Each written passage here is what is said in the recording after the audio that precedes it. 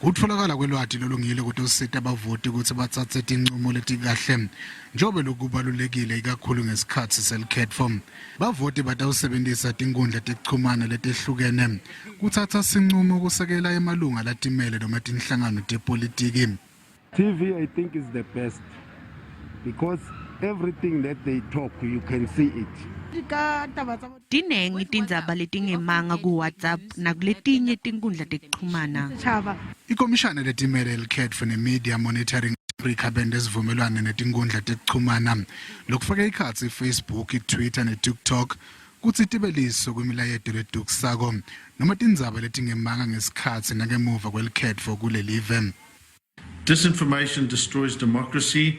It's a clear and present threat to stable and credible elections, and because of that it's really important that we all do whatever we can to help combat and mitigate it. Lukunye lokubalulekile ukuthi tindzaba tibikwe ngekukhululeka. Media freedom is interlinked with the right of the public to know.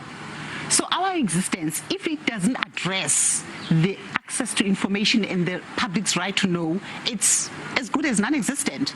And here's the other problem is, we know censorship. Censorship is despicable and censorship is repulsive because what it does, it erodes the same right of the public to know.